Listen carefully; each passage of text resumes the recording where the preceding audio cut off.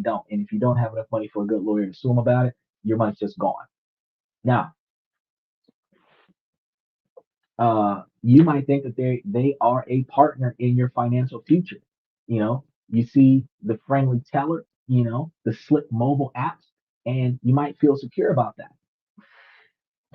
Well, what if I told you guys that feeling is just a carefully constructed illusion? What if the very institution that you trust with your life's savings is actively and profitably working against your dream of building real wealth? I've showed you guys plenty of times on this show about how instead of letting your money sit in a bank at 0.64% interest, that you can put it in the stock option where the stocks that I have found, hold on, let me get them for you real quick. These right here that's scrolling across the screen, I got to update the values, but these are the tickers.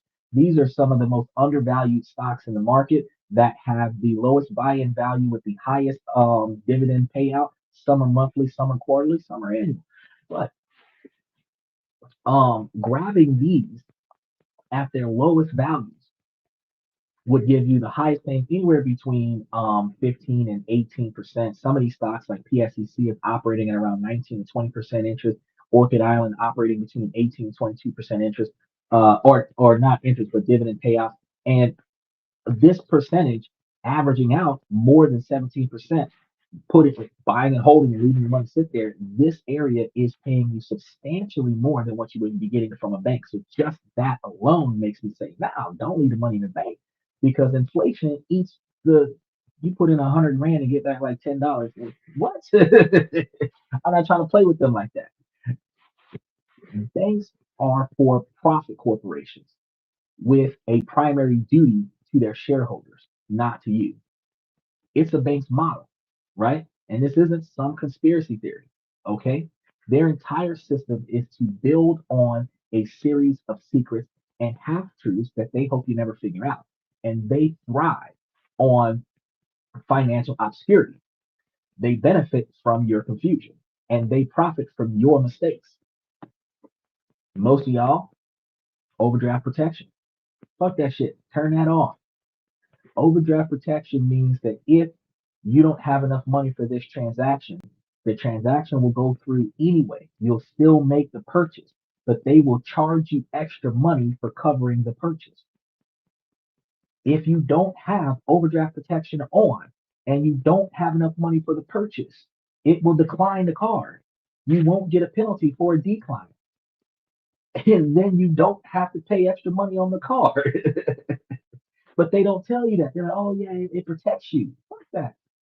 Let that shit run its way off. Banks are there to create debt. Oh, special shout out to Michael. Banks are there to only create debt. Now, for years, we've been told the same story that you're supposed to work hard, save your money in the bank because people who hide their money under their mattress, in their walls, in safes, under the floorboard are criminals.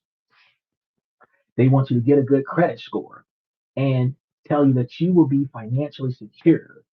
Shit, we got some real estate gurus that tell you, oh yeah, you can make yourself a millionaire by flipping houses, going out there and using somebody else's money to buy somebody else's property to sell it to somebody else without ever putting a dollar down. Bro, if you don't have a homie that's willing to invest in you, that is not possible.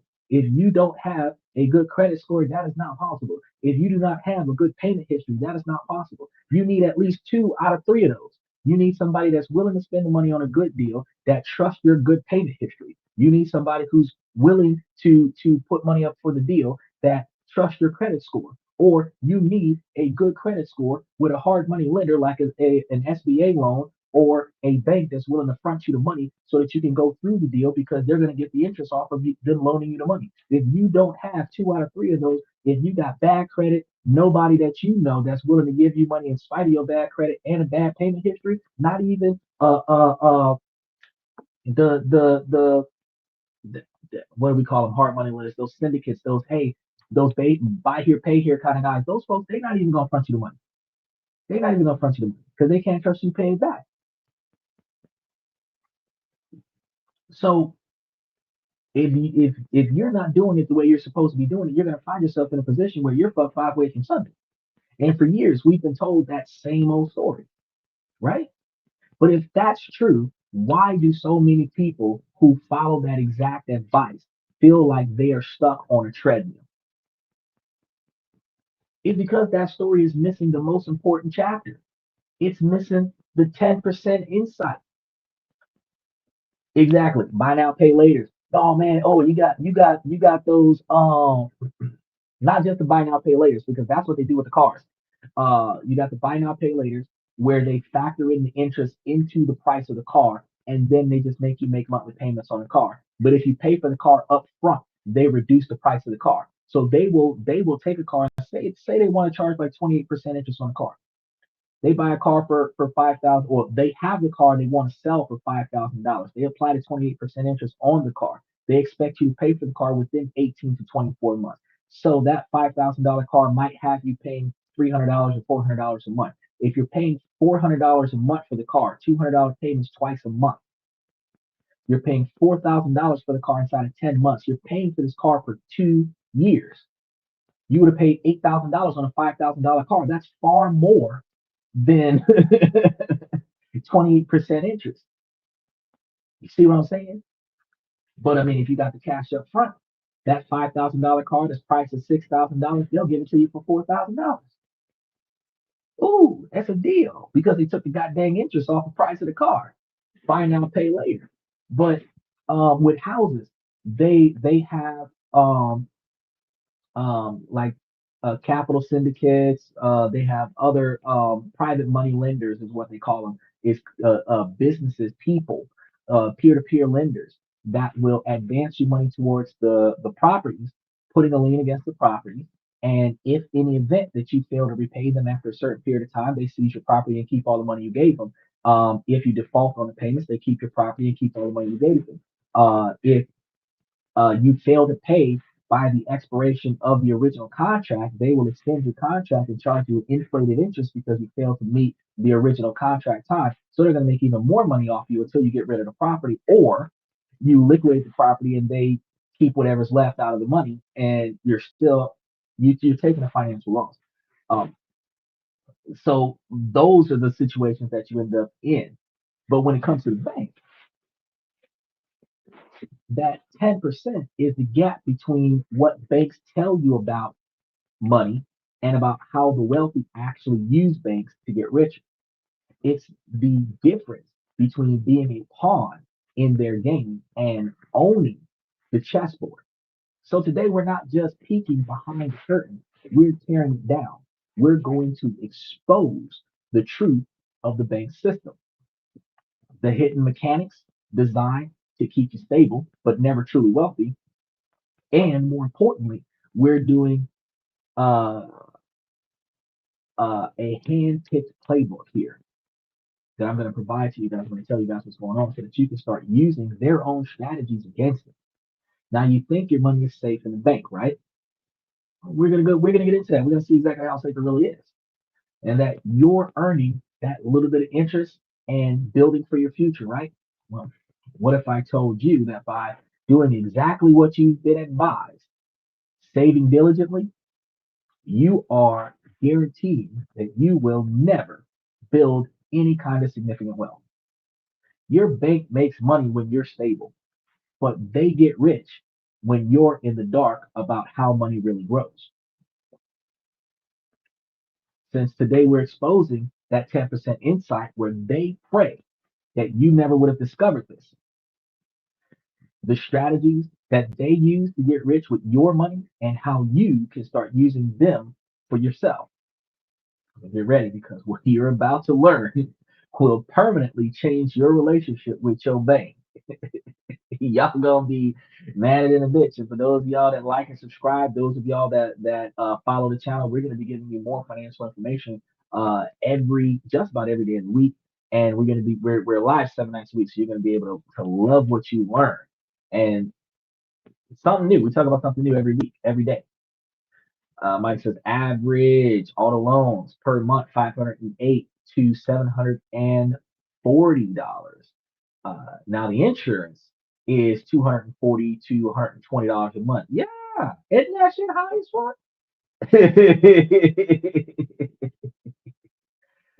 There you go, Mike. Somebody new. He asked me the most interesting question. How many of your books have you read behind you? Well, as it comes down, I actually have the books right in front of me. One of the first books that we read is How to Retire Off of Dividends.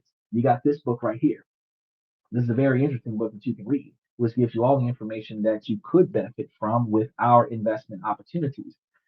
Then we have this other book over here, Alice in Crypto Land, which shows you how to make and invest money on cryptocurrencies and other ETF devices.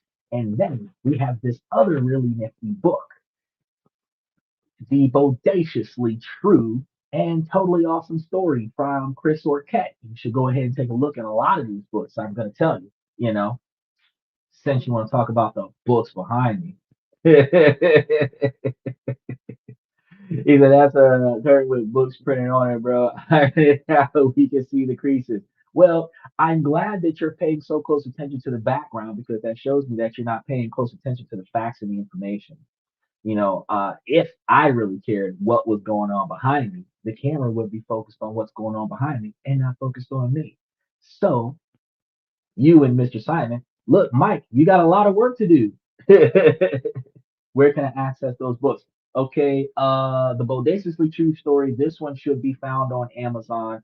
Alice in Crypto Land. I have a link in my show where you can get to that one. All you got to do is just go to the main channel and click Alice in Crypto Land in there, and it'll show you where Alice in Crypto Land is.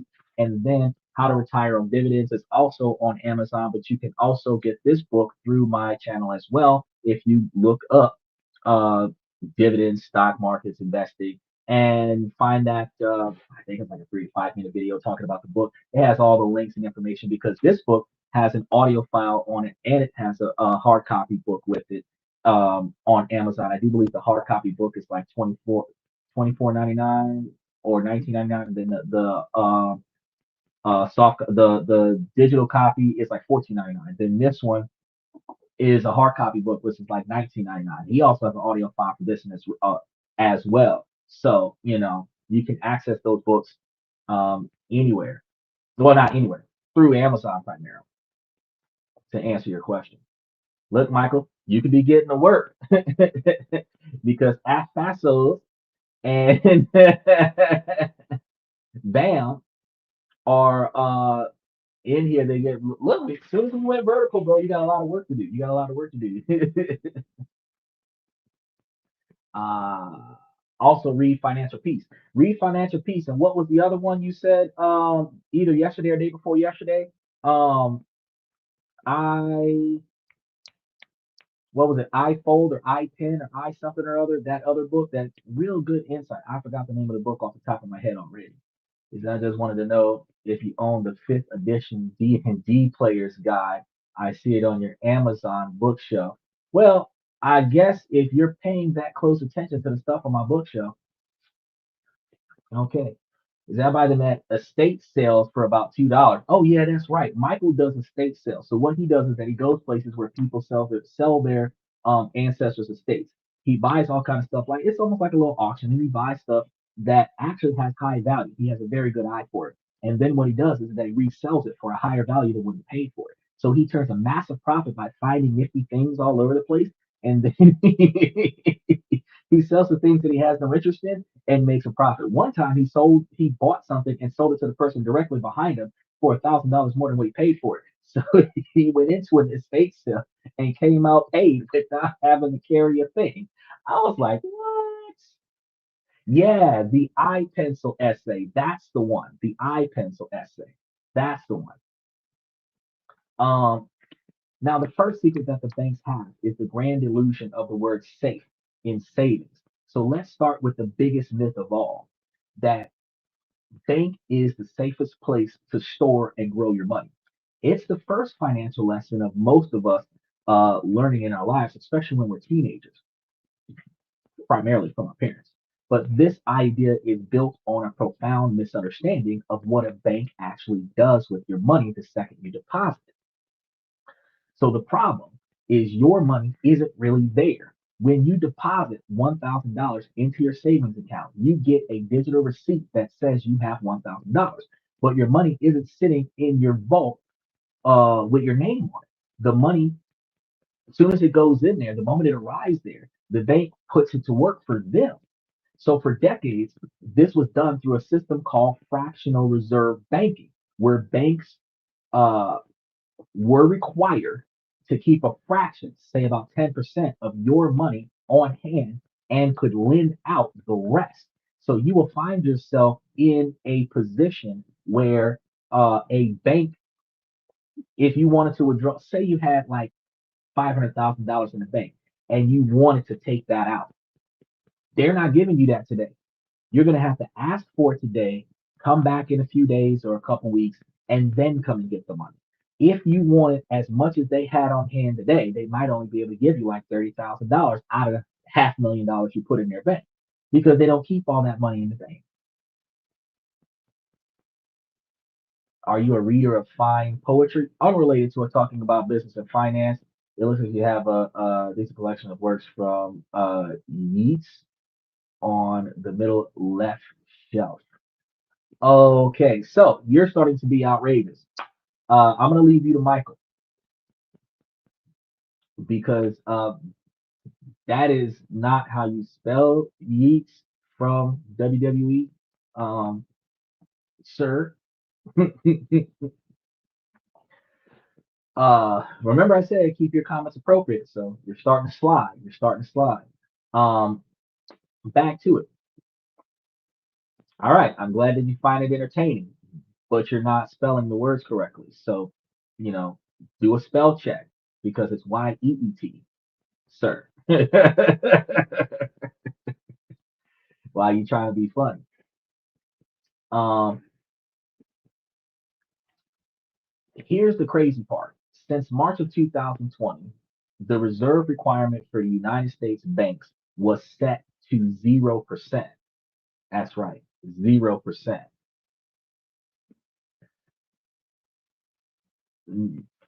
They don't have to hold any of your specific deposit in reserve. So when you deposit your $1,000, the bank can lend out a huge portion of it to someone else for a car loan, a mortgage, or a business venture. Right? Exactly, Mike. I'm a poet, like Shaft. Now, this doesn't mean that they can lend infinitely. Banks are now constrained by other rules like capital requirements, which dictate they must have enough for their own capital to cover potential losses on their loans that they make. But the basic principle is still the same. They use your deposit as the foundation to create the loans and multiply money throughout the economy, collecting interest on all of them.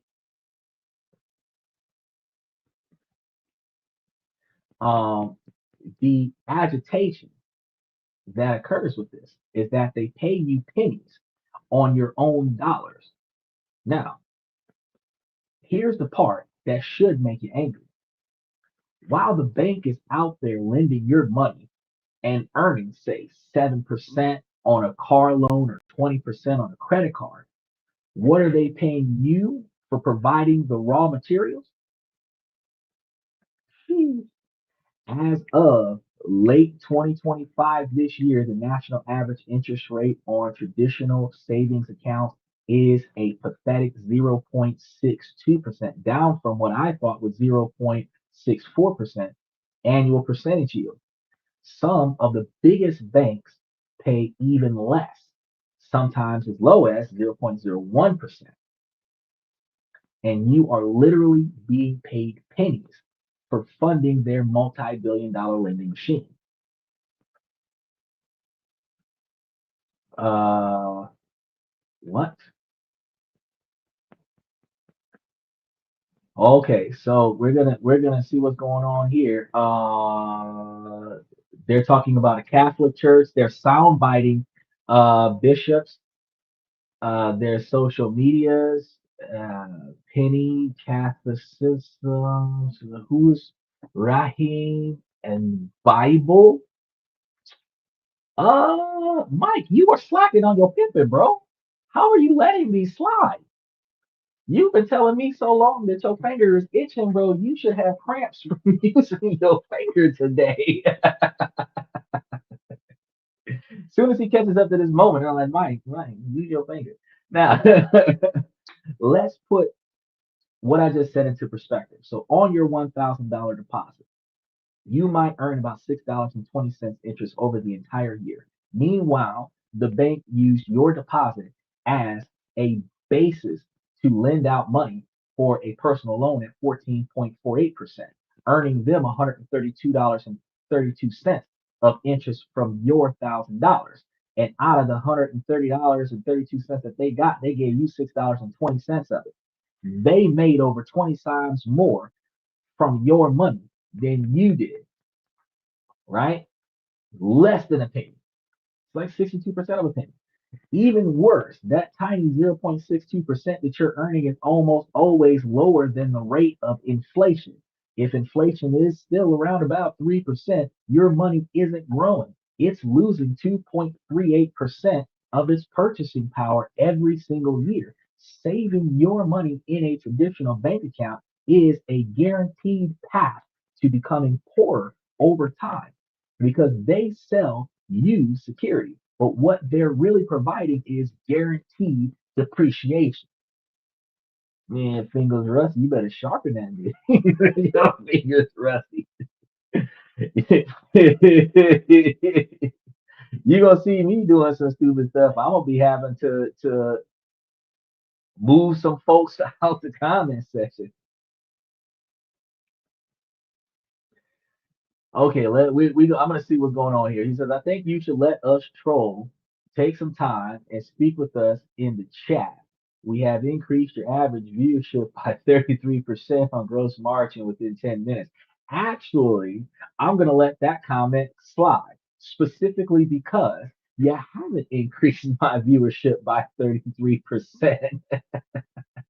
You haven't increased my viewership by 33% because actually we typically run a few 100,000 views a month during and after the show.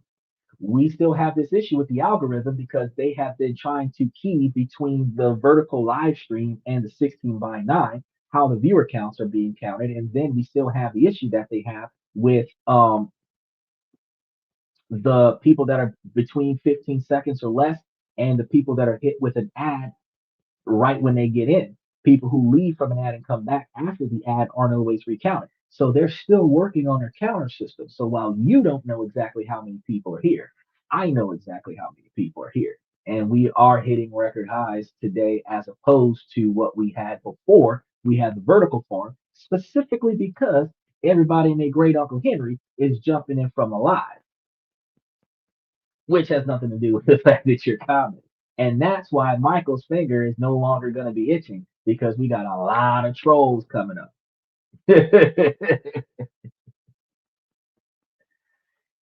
Yep, there goes another one.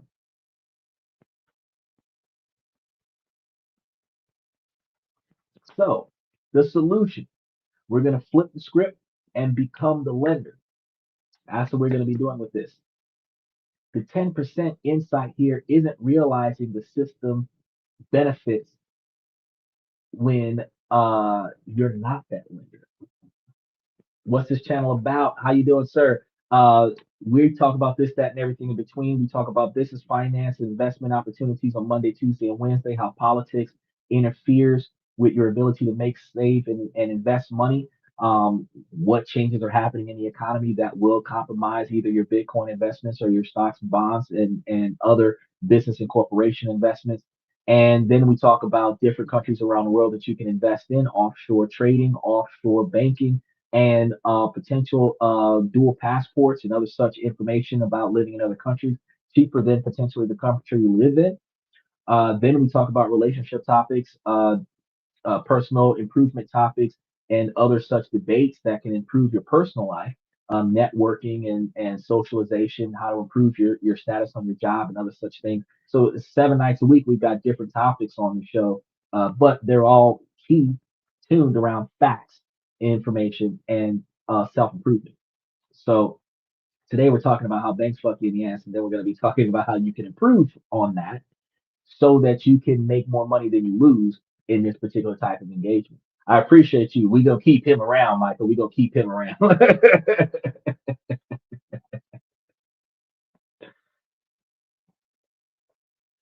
uh, so that 10% insight, that's what we were talking about just a moment ago.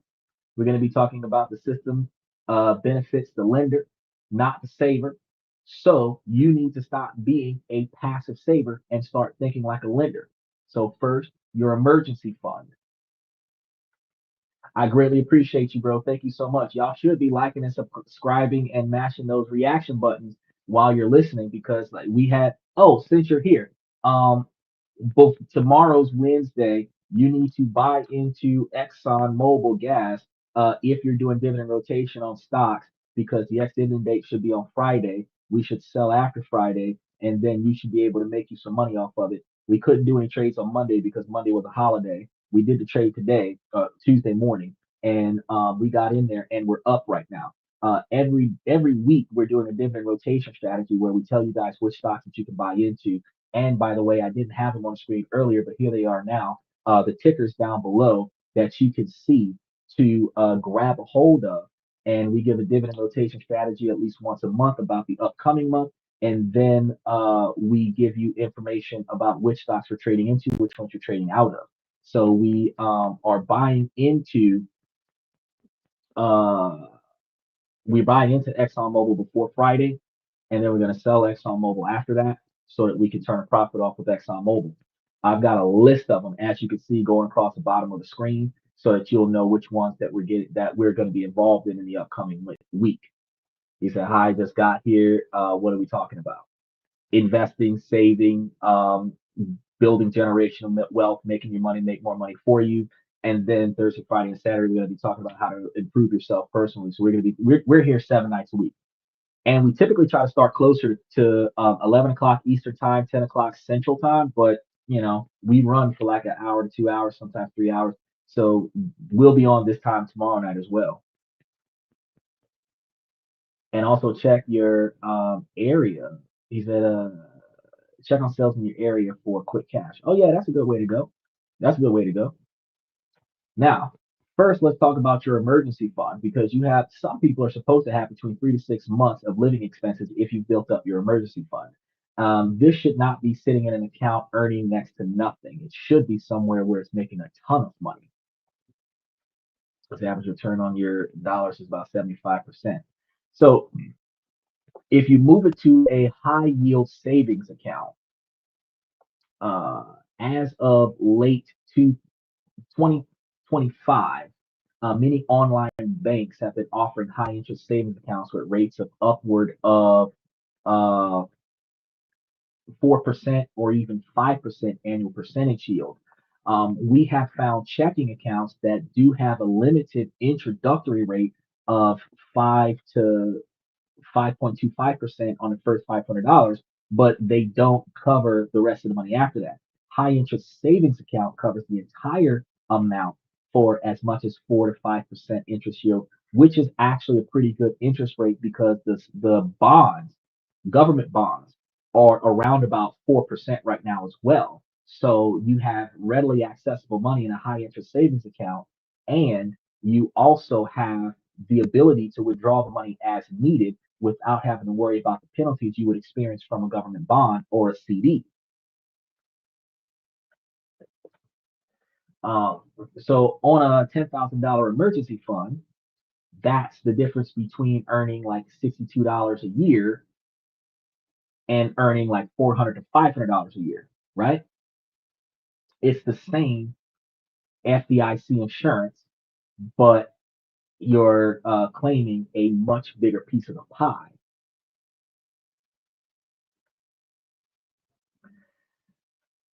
Second, any money beyond your emergency fund isn't savings, it's capital. So capital isn't meant to sit, it's meant to be deployed.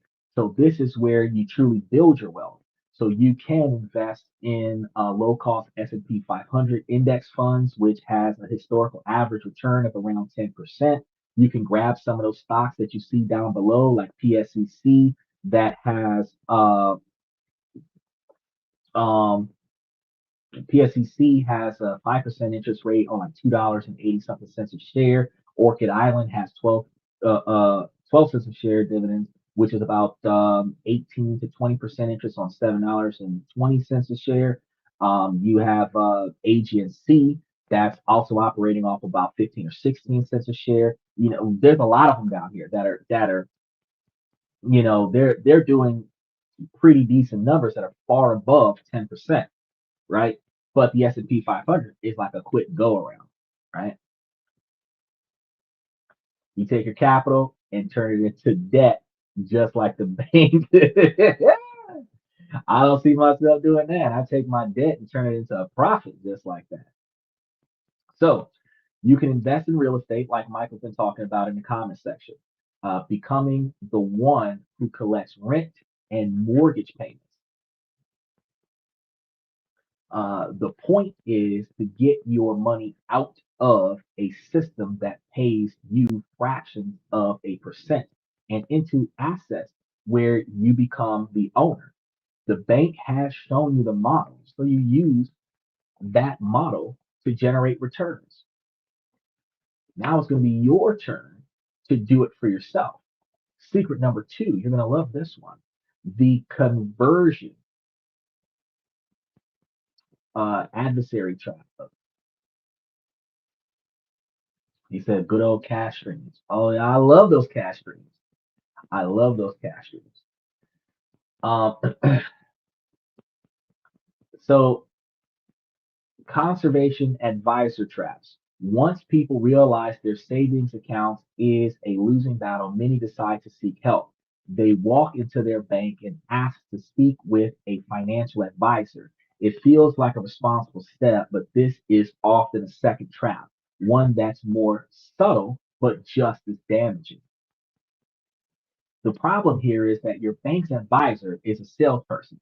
The person you're speaking to is first and foremost an employee of the exact bank that's taking all your money out of your pocket. Their job isn't to make you rich, it's to sell you another product the bank has, right? Mutual funds with high fees, complex annuities that has penalties when you try to benefit from it, and structured notes that you don't understand. These products, they're going to try to sell you on a credit card, a line of credit for to benefit from you utilizing that line of credit. It is often offered as a pitch. I quotely identified as safe. But in the banking world, safe is often code for low returns for you and high fees for us. Exactly, selling you produce. So here's a crucial point most people miss. The financial advisor at your local bank is very rarely wealthy themselves. They are typically salaried employees, not seasoned investors who built their own fortunes. Usually, a lot of them just got their position because they used to be the teller that counted the money and then they just got promoted to the guy that sells you stuff. They're making a little bit above minimum wage, but they're not rich.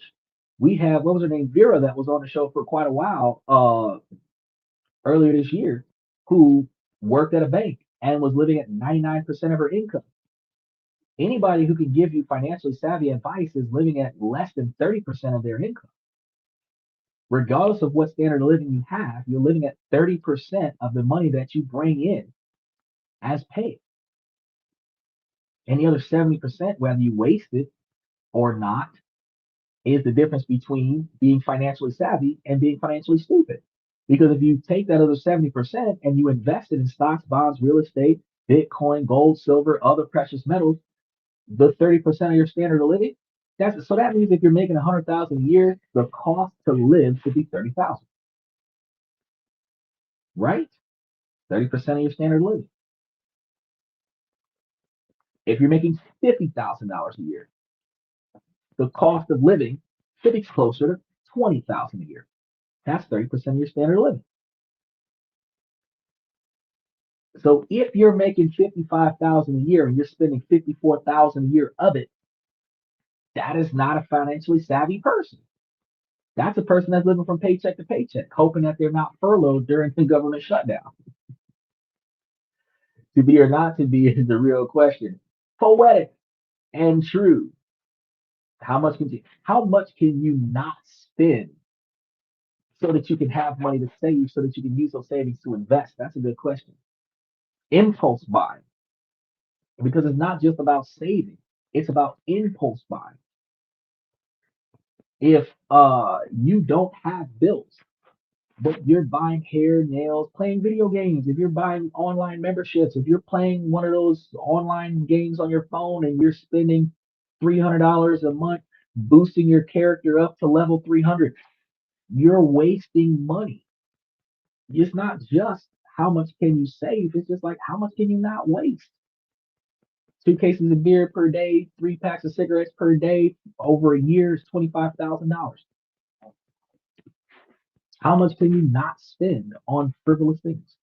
Now, asking a bank employee how to become wealthy is like asking a ticket taker at a rock concert for advice on how to become a rock star.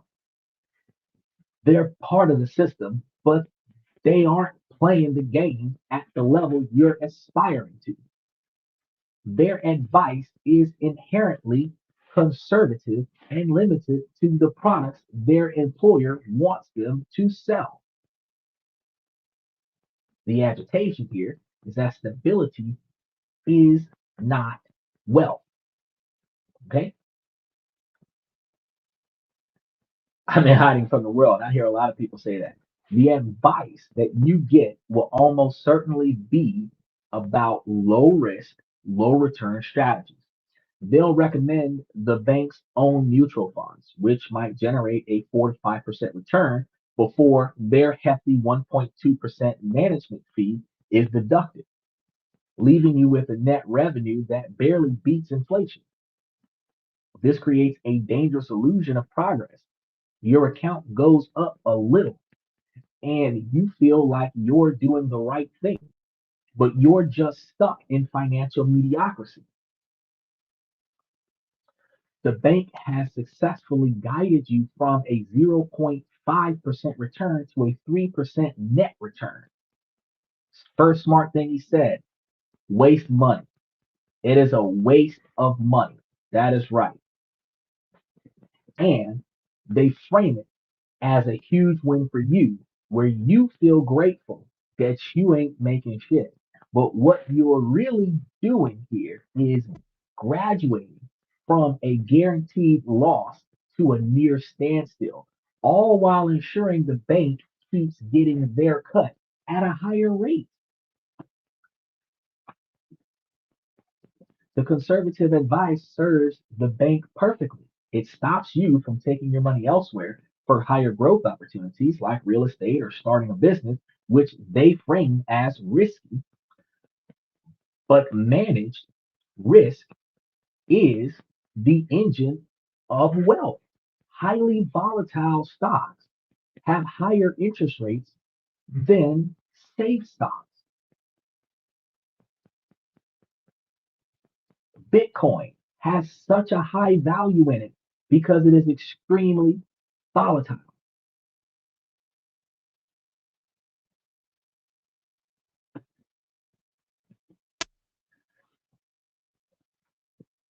He said the bank comes to me for money.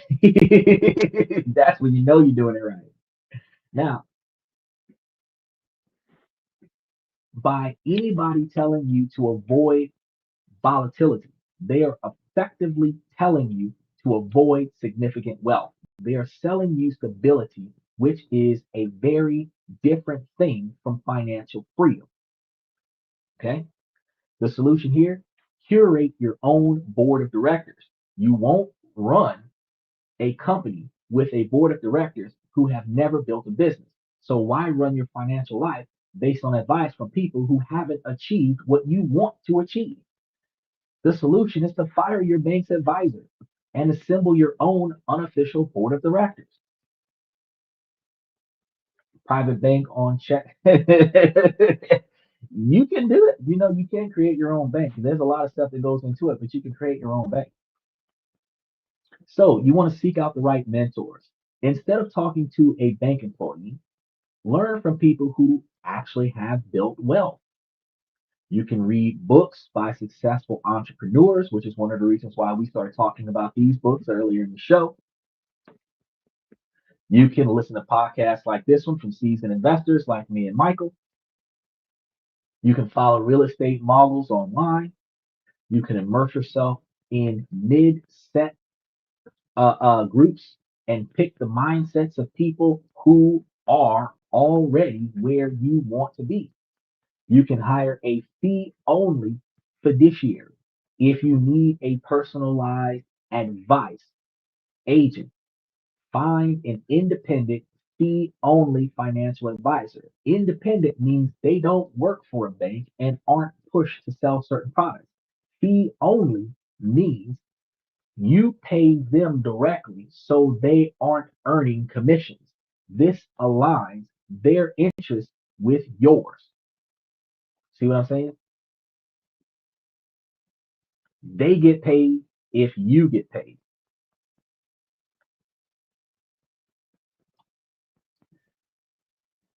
The tapestry must go. What's your thoughts for a replacement?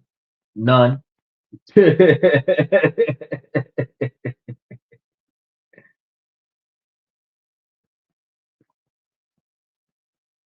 I don't have any because he's saying avoid Amazon tapestries, the falsely represented intellectual depth in any form, especially in a manner that shames poetry. Yeah, I don't have any advice on that because if you're reading something that is devaluing something else just because it's something else, at the end of the day, it's not going to aid you in your ability to gain financial wealth. So it's not something that's going to benefit you the way you want it to benefit you. Actual bookshelves with books of poetry. Yeah, I don't think. So becoming the financial expert, you want to do this for yourself. Ultimately, you need to become so financially literate that you are the chairman of your own board. So take radical responsibility for your financial education. Learn about index funds, learn about real estate, the tax strategies, learn about tax liens and tax deeds, learn about trust deeds and business structures. Financial literacy is the ultimate defense against the banking industry's conservative traps.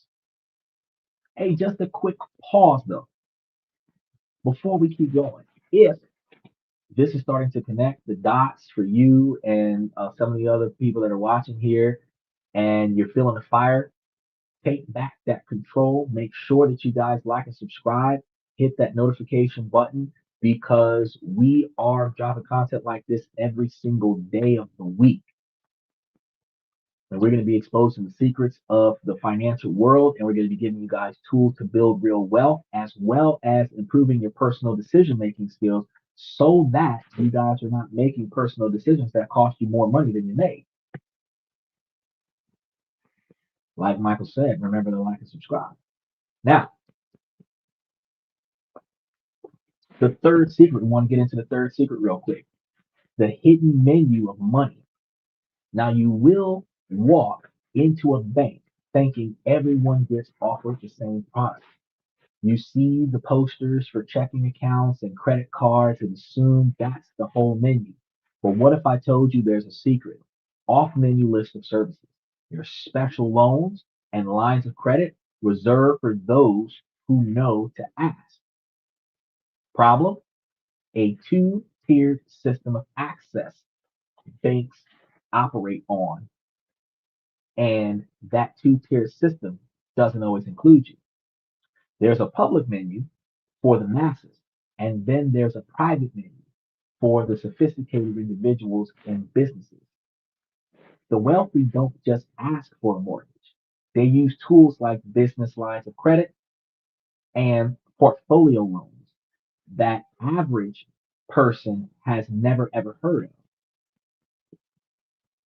What's the secret? Here comes the secret. More specifically, banks often have special low interest loan programs to meet community reinvestment goals, sometimes targeted at businesses owned by women, minorities, or veterans. These aren't widely advertised because they're less profitable than the standard loans. The bank teller isn't going to volunteer this information. You have to know the secret handshake. It's almost like joining a fraternity.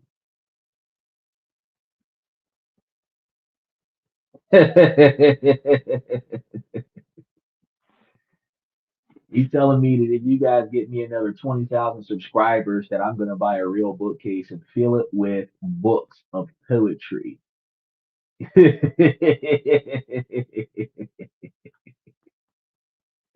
I'll take that, bro. I'll take that. So you have to walk in and you have to say, I'm aware you have special finance programs under the Community Reinvestment Act. Or what loan products do you offer for veteran owned small businesses? That's how you've got to address it. The agitation here, you're playing the game on hard mode. But not knowing about this hidden menu, you're playing the financial game on the hardest difficulty setting while others have cheat codes. So you might be struggling to get a business loan at 12%, while another entrepreneur is getting one at 5% just because they knew it existed. You might be saving up a 20% down payment while another investor uses a portfolio loan to buy a property with no money out of pocket. Did you know that while you can get an FBA loan that will cover all but the closing costs, that there are down payment assistance programs that covers the difference between the 10 to 20% closing costs and the FBA loan itself. So if you really wanted to buy a house, especially with first time home buyer credits and other government assistance programs, you could try to buy a $230,000 house with a $23,000 down payment that somebody else would pay $25,000 on your behalf to cover the spread so that you don't have to put any money down and then cover the loan, cover the cost of the loan. Yeah, y'all didn't know that before today, huh? So for those folks that's been saving for the last 10 years to try to buy a house, you could have been had that. And then this isn't just unfair. It's a structural disadvantage that keeps the wealth gap wide. Banks have no incentive to tell you about these better tools. Why would they? It's far more profitable to keep you on the standard path, a 30-year mortgage, a high APR credit card, and a personal loan with organization fees. Your ignorance is their asset. The solution, demand to see the full menu. It's time to stop ordering from the kids menu. You need to become an information seeker, which is why you come to this and that, where we can talk about this, that, and everything between and aid you in the ability to become an information seeker. Change your identity. Stop thinking like a customer and start acting like a capital partner. When you walk into a bank, especially a small community bank or a credit union, schedule a meeting with a business lending manager, not the teller. Use the magic words. Learn the names of the programs. Ask about those small business advantage loans, specifically mentioning programs like the 8A Business Development Program. If you qualify, ask about community advantage loans. Using this terminology signals that you've done your homework and can't be shuffled into their standard product. You want to explore credit unions and CDIFs because credit unions are nonprofits owned by their members. So their interests are better, far better aligned with yours. Have a bank. Exactly. Now, I've told a lot of people over the past couple of years that you should have at least one account in every state in the country. You should have one bank account and one credit union at the very least in every state in the country, which out of 50 states, you should have about 100 accounts. And you should have at least one primary account for incoming funds for direct deposits, a primary account for outgoing funds for automatic bill pay, a separate account for savings, a separate account for online purchases, a separate account for credit card payments, a separate account for businesses incoming money, a separate account for you see what I'm saying? So shout out to Dylan, he's back. Good to see you again, Dylan. Good evening, good evening. Now, even more specialized are community development financial institutions, CDIFs. These are mission driven lenders certified by the Treasury Department to provide affordable lending to underserved communities. Now, they are designed to offer the program traditional banks hide. You want to leverage your assets also. Because if you have an investment portfolio, which is why we put an investment portfolio at the bottom of the screen, you have to ask about portfolio loans or securities backed lines of credit, SBLOCs, securities backed lines of credit. That's a portfolio loan. These let you borrow against your stocks at a very low interest rate without having to sell them and trigger taxes. Which, if you borrow against the stock and then take the dividends from the stock and pay the loan, the purchase you made off of the loan is not a profit. And the stocks paying the loan is not a profit. They call that a tax bracket, a tax blanket. So this is how the rich access cash without disrupting their investment, a tool almost never mentioned to the average person. I've talked to you about this at least twice already. Now, the fourth secret, your overdraft is their business model. This secret is one of the most predatory, the overdraft. It's presented as a helpful service or a safety net. In reality, it is a profit machine designed to extract billions from the most financially vulnerable customers. The problem here, a fee designed to punish. An overdraft happens when you spend more than you have. The bank covers it and then charges you a penalty with the average fee of around $35 per charge. But the system is designed to make these fees cascade. Imagine you have a $50 amount in your account.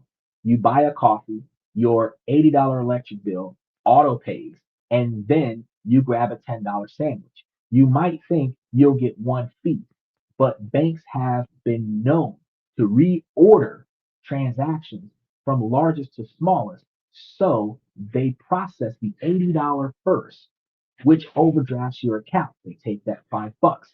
Then they charge you for the sandwich and they take that because they hit you with a $30 fee. So think about this. After the $80, you got a $35 fee. So you went from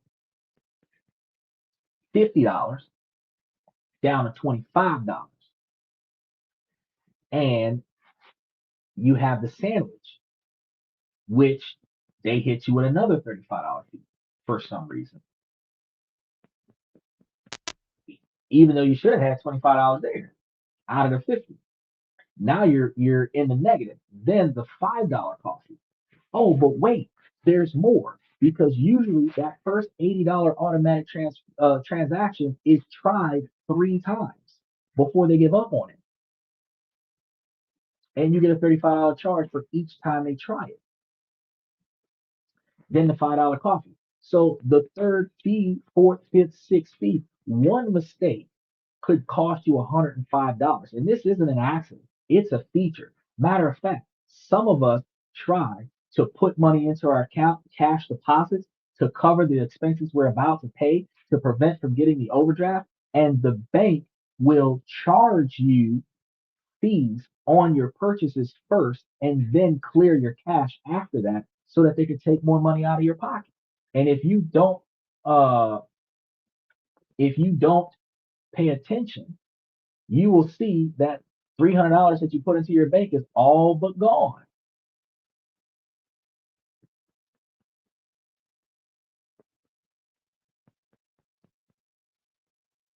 He said, good news, I have a wealthy brother that, okay.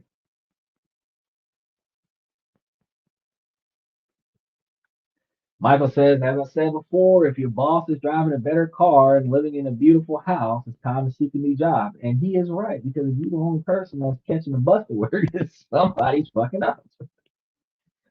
Now, in 2024, consumers paid an estimated 12.1 billion in these fees. So for the biggest banks, it's a massive source of revenue, profiting directly from your financial struggles. The agitation here, it's a poverty tax. Let's call an overdraft fee for what it is: a tax on being poor, a penalty for not having a financial buffer. The person with $10,000 in checking will never pay an overdraft fee. A person living check to check, those people that just got laid off, is ones who get hammered.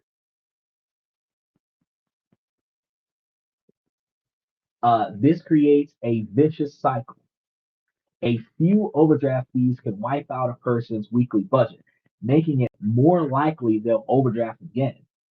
It's a debt trap disguised as a convenience. They aren't protecting you, they're preying on you. So the solution here: opt out of it, like I told you at the earlier in the show, and build your buffer. Beating the overdraft game is surprisingly simple. If you opt out immediately, by law, banks cannot charge you on overdraft fees on most debit card purchases unless you opt in. They present this as a desirable feature, but it's not. Decline it. If you've already opted in, call your bank and opt out today. This means your card will simply decline if you don't have enough funds. And while it's a moment of embarrassment, it is indefinitely better than a $35 penalty. So set up a lower balance alert. Even banking apps has custom alerts. Set one for when your balance drops below 100. This gives you a free early warning.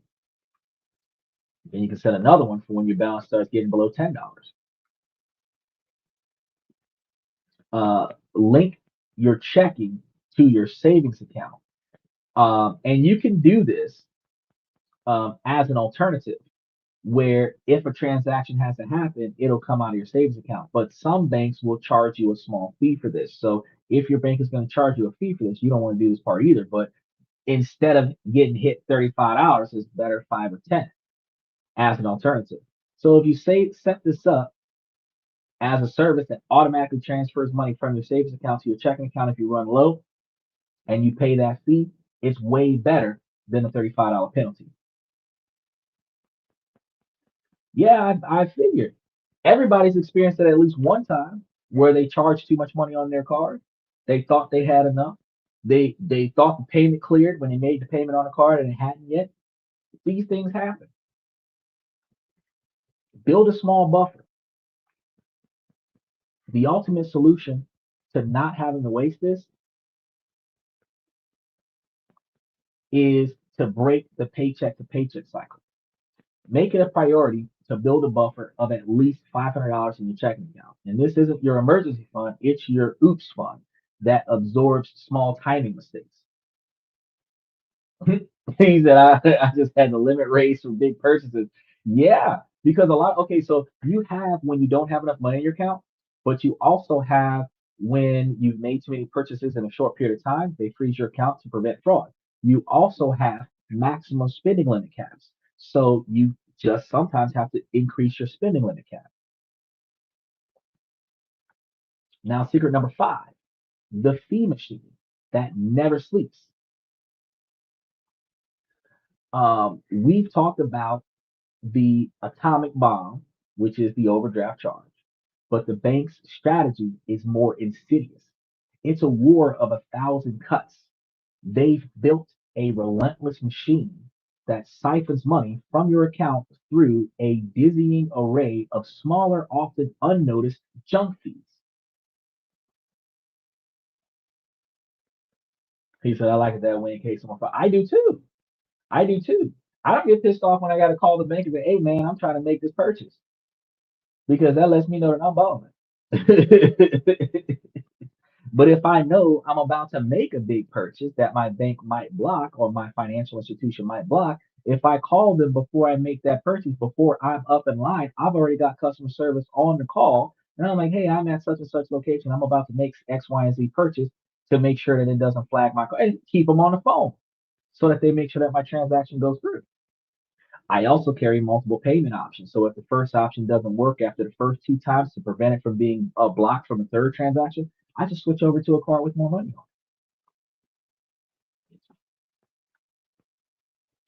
it. The problem is going to be death by 1,000 paper cuts.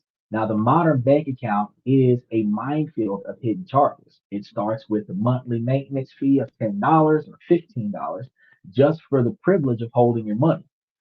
They promise to waive it if you meet certain criteria, like maintaining a minimum balance, but they're really just training you to behave in a way that benefits them. But it doesn't stop there. Um, you lost your debit card, that's a $10 replacement fee. Want a paper statement, that's a fee. Using an out of network ATM machine, you get hit twice, once by the ATM owner and again by your own bank.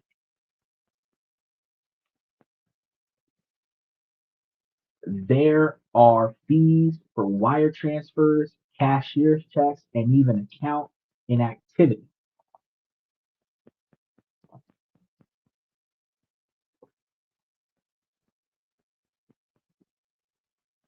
They monetize every possible interaction that you have with your own money.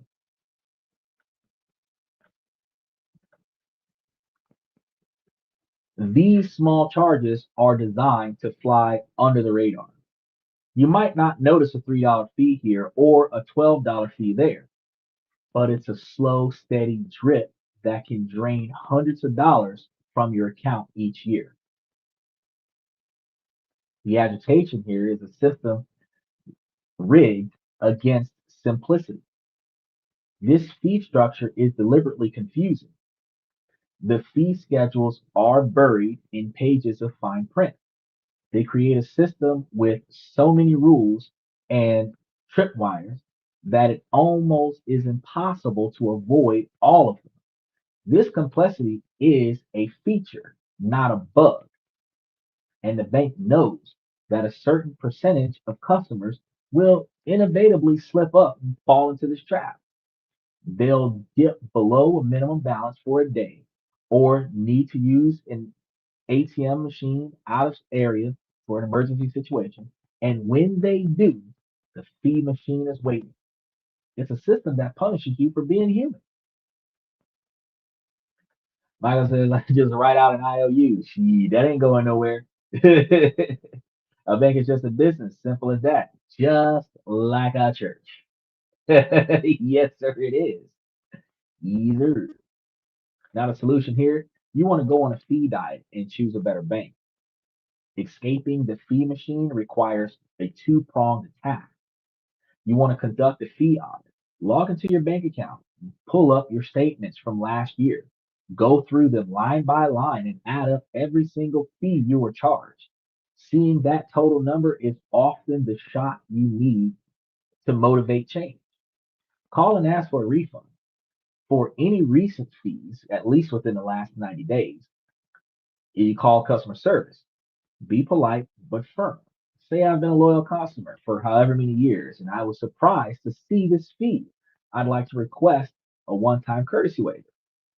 And you'll be shocked at how often that works. Typically, they try to give you 2 to 3 fee waivers a year. You want to fire your high fee banks. This is the most crucial step. Leave the hostile system. There's no absolute reason to pay a monthly fee for a basic checking account today.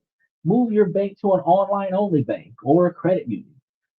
Most offer free checking, no minimum balance, and free ATM access. They have lower overhead and pass those savings on to you. So you're not just saving money, you're casting a vote with your dollars for a fairer system. Secret number three is the illusion of control and the gold mine of your data. Of course, all the illusions a bank creates, the most powerful is the illusion of control. It's your money, so you assume that you have absolute authority over it, right? The reality is far different. Your control is conditional, and your account is a gold mine of data for the bank. He says, get rid of all credit cards except one. You don't have to get rid of all of your credit cards except one. You just have to not max out all of your credit cards. The goal is to keep, at worst, you want to keep all of your credit cards at a 30% or less limit. If you have it less than 10%, that's even better. If you have it less than 1%, that's even better. You get less than $1 at the end of your bank statement, at the end of your billing statement. Fantastic. If you have 10 credit cards, that's multiple lines of revolving credit, which is better for your credit score. But you only have to really prioritize the use of one of them. You might buy a candy bar with the others. You might buy a soda with the others. You might put gas in your car once out of the others. But the primary one that you use the most is the one that you pay the most attention to because that's the one that holds the highest balance.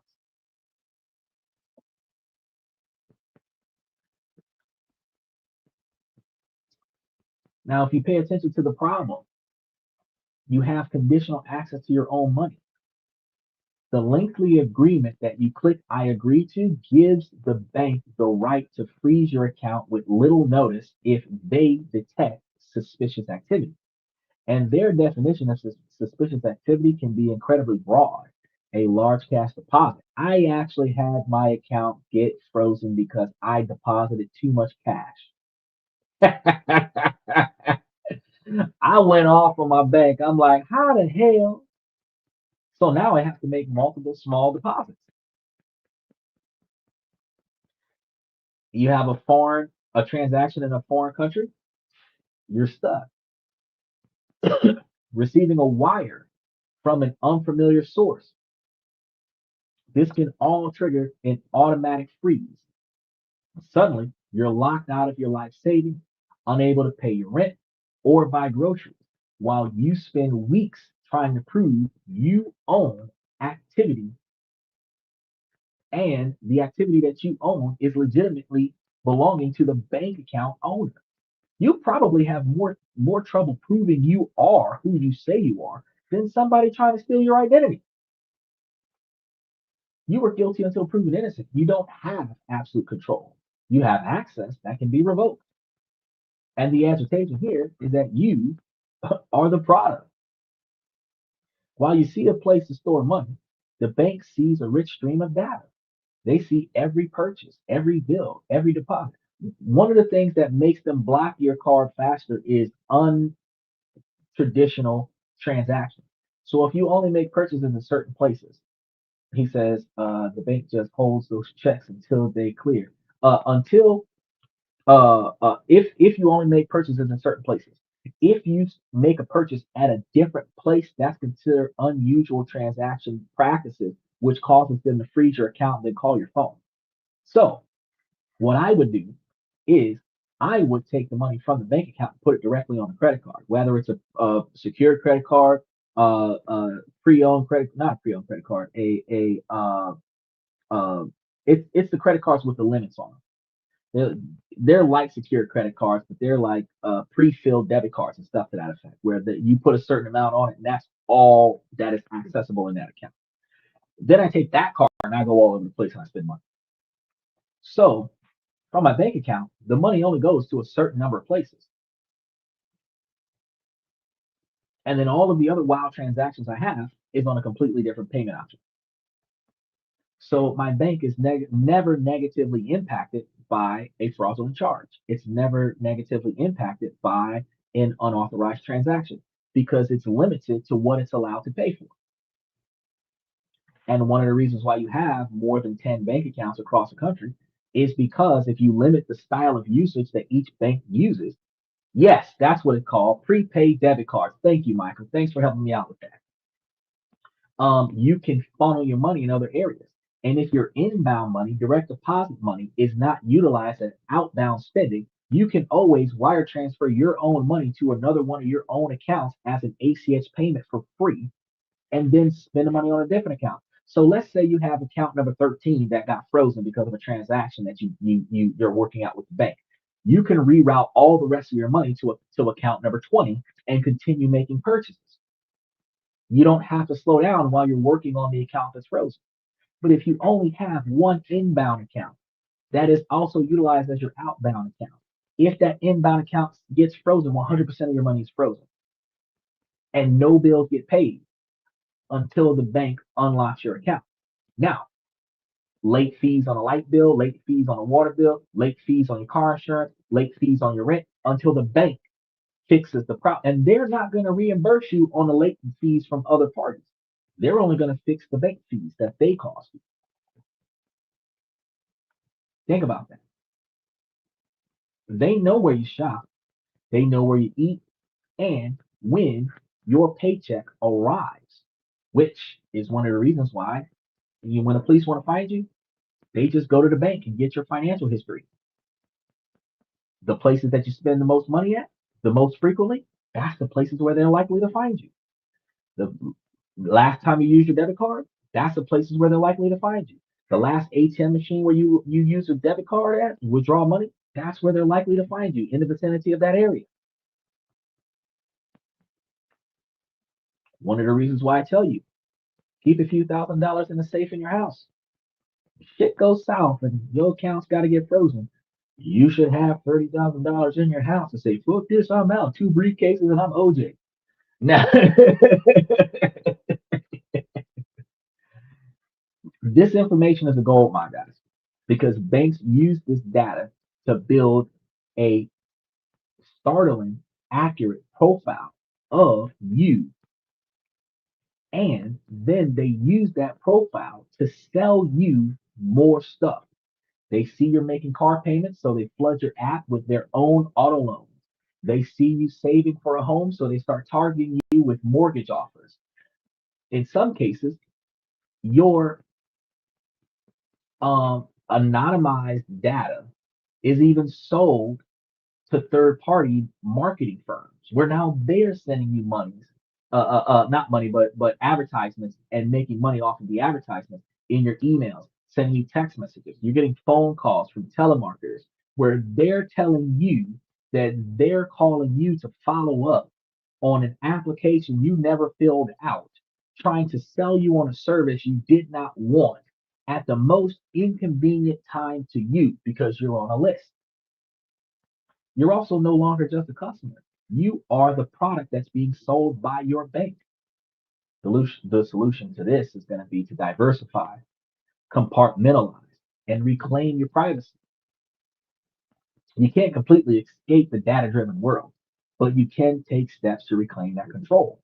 If you diversify your financial institutions, don't put all your eggs in one basket. Spread your accounts out across multiple unaffiliated institutions. Don't just go to Bank of America and all of the banks that are under Bank of America. You want to go to different banks that have no ties to one another. That's right. You're a pawn. But $4,000 buying an ounce of gold. Well, how big is an ounce of gold, right? Because gold is heavy. Ounce of gold is a down payment on a car. You flip the car dealer a gold nugget.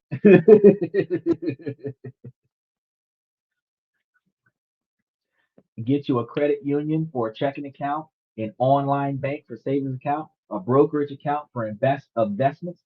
This creates firewalls. And if one institution freezes an account, you still have access to funds elsewhere. Use a dumb account for daily spending.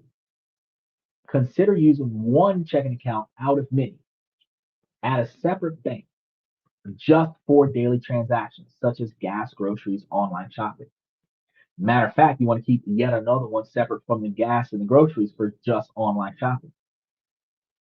Keep a limited amount of money in each one of these accounts, transferring funds only as you need them, which prevents you from needing overdraft protection because before you make this purchase, you're going to put money into the account yesterday to make the transaction today. Your main savings and capital should be held separately and isolated from daily risk. So money that is being stored is not in an account where money is being used. Money that's coming in is not going into an account where money is being used or money is being stored. You want to read the privacy policies and make sure that you opt out as often as possible. You often have the right to limit how your data is shared for marketing. Go to your bank's website, find the privacy policy. When you get those privacy policies and look for the form or phone number to opt out of a certain type of data sharing, you want to call that number and make sure that they take you off the list. Embrace alternative assets as well. The ultimate form of control is holding assets outside the traditional banking system. This is why people invest in physical real estate or precious metals, like Michael was saying, an ounce of gold. It's also a driver behind cryptocurrencies like Bitcoin, which operate on a decentralized network. No single bank can control it. With these come their own risks, but understanding them is part of a broader education in financial sovereignty. So the infinite banking secret they use is going to be secret number 7, but they don't share this one to you. And this is perhaps the best kept secret in the financial world. It's a strategy that banks themselves use and the ultra wealthy rely on to create their own private lending facilities. It's fundamentally broken down to a traditional borrower versus lender dynamic. It's called the infinite banking concept, and your bank will never tell you about it. The problem here is you are trapped in their lending system. So from your first car loan to your mortgage, you are trained to be a perpetual borrower from the banking system. Every time you need capital, you go to the bank, hand in hand, and you ask for a loan. You submit to their terms and spend decades paying them interest, making them richer. The entire system is designed to make you dependent on them. They are the gatekeepers, and you have to pay their toll. The agitation here is the lost opportunity cost of your money. Every time you finance a purchase through a bank, you're not just paying them interest, you're also losing the opportunity for that money to be working for you. When you take out a loan, every dollar of interest you pay them is a dollar you can't invest in your own future. The wealthy understand that. And the key is to keep your capital continuously compounding, even while you're using it. How is that going to be possible? Solution: become your own banker. The infinite banking concept, IBC, uses a specially designed dividend paying whole life insurance policy as your personal bank. Stay with me because this isn't about typical life insurance. Here's a simple version: build your bank. You purchase a dividend paying whole life policy from a mutual insurance company, which is owned by policyholders and overfunded. And that's going to be a hard part for poor people because if you want $100,000 limit, you have to overfund that $100,000 limit. The extra funds dramatically accelerate the growth on your policy's cash value. Let it compound tax free. This cash value grows with guaranteed interest and non guaranteed dividends. Crucially, this growth is tax deferred and can be accessed tax free. It becomes your private safe and steadily growing pool of capital. Borrowing from yourself is the next step. And this is where the magic happens. Because when you need money for a car or a down payment, you don't withdraw cash from the value. Instead, you take a loan against your cash value from the insurance company. They give you their money, and your cash value is the collateral. The uninterrupted compounding is your benefit. And this is the mind blowing part because while you have that loan, your entire cash value balance continues to earn its interest and dividends as if you never touched it. Your money is still working for you in the policy at the same time as you are using it in the form of a loan. You put your dollars to work in two places at once. Recapture the interest because you then pay back the loan on your own schedule. You are recapturing the interest that would have gone to the commercial bank. You've broken free from their system. Banks themselves use a version of this called bank-owned life insurance, BOLI, to hold billions on their balance sheets.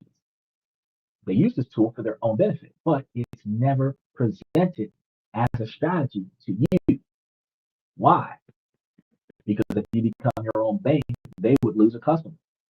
So what's the big takeaway from all of this? We've seen that the banking system is designed to make banks rich using your money. We've uncovered the advisor trap, the hidden menus, the predatory fees, and the fact that your data is a commodity. And we've explored how the wealthy use powerful concepts like infinite banking to opt out of the system. The common thread is the 10% insight. It's the realization that the banking system isn't broken.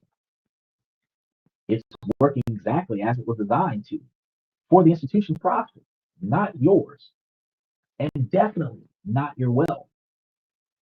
Their ideal customer is someone who is stable but confused, saves but doesn't invest, and accepts fees as a cost of doing business. But that customer is no longer going to be you, hopefully, after the day. The point of all this wasn't to make you hate banks. They're a necessary utility. The point was to arm you with the knowledge to change the game. You're no longer a passive customer. You are an informed participant. You now know to seek out high yield accounts, to build your own board of financial directors, to ask for the hidden menu, and to opt out of the predatory schemes. You know how to eliminate junk fees and to protect your data. And you now have the key to become your own banker. Now, this knowledge is your power. Don't let this just be another interesting show that flies by the wayside. Let this be the day that you start taking action. Pick one thing from the list today, and you want to do it this week. Move your emergency fund, opt out of an overdraft, start reading a book on investing. Building wealth isn't one brilliant move. It's a series of small, informed decisions repeated over time. Now that you guys have the playbook, it's time for you guys to start taking the winnings. Now, today was a fantastic show. You guys did an excellent job coming in. Greatly appreciated. You guys got to remember that we're live 7 nights a week. We're going to be talking tomorrow, Wednesday, about different countries that we can invest in and places to live. Tomorrow, we're going to be talking about a bunch of different islands that you can invest in and also live in. So we're going to be culminating a bunch of them, starting with some of the islands in Fiji and going through a bunch of other islands similar to Fiji. And then Thursday, Friday, and Saturday, we're going to be giving you relationship conversations, personal development tips, and other such things so that we can start. Which, Michael, guess what? Saturday, I'm going to be running down the statistics about fathers because we've been talking about it over the last few weeks, and you've mentioned from time to time that it used to be understood that men didn't want to be dads. I got the data to prove it. When I tell you guys something on the show, it's typically backed by facts. I very rarely go off of my personal feelings. So make sure that you stay tuned for that.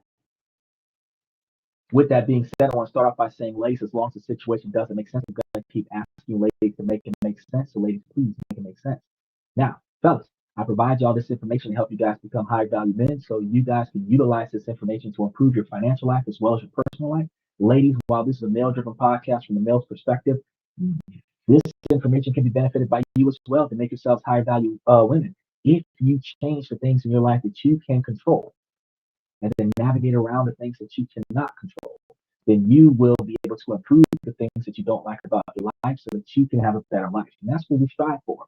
We want you to have a better personal life so that you can have a better financial life so that you can be in a position to get to an early or reasonably decent retirement so that you can find the ability to quit working and enjoy the remainder of your life with the people that you love and care about. That's the goals of the show.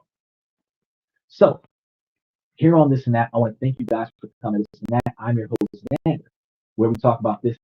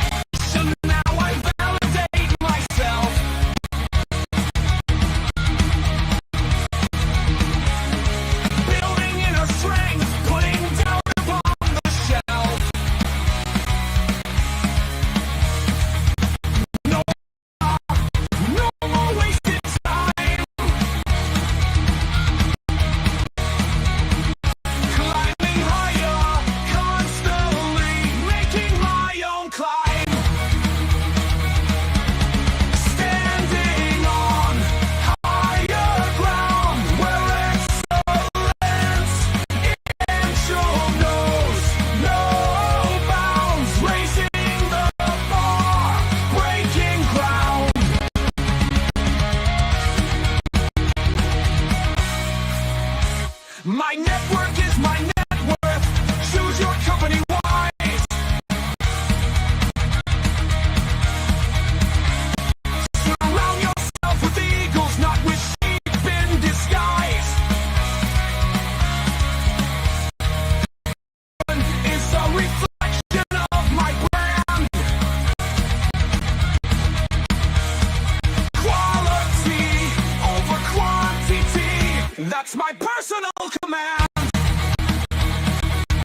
I'm not mounted on where excellence is found. My potential knows no bounds. Raising the bar, breaking ground.